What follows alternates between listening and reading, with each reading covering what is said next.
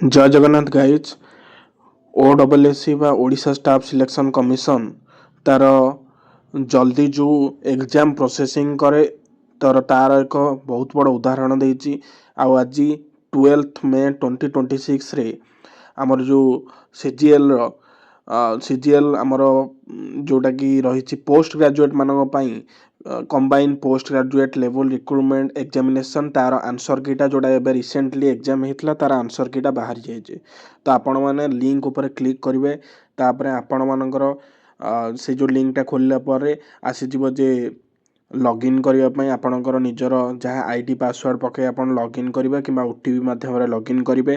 तापर गोटे left hand corner रे गोटे साइड रे लिखा है जे एग्जामिनेशन रो आंसर कीटा आस जाइए बोली। तो आंसर की ऊपर क्लिक मारिकी आपण मैंने आपण जो भी सेट थिला तार रेस्पेक्टिव रे आपण मैंने आंसर की देखिए। Thank you very much. जय हिंद जय भारत।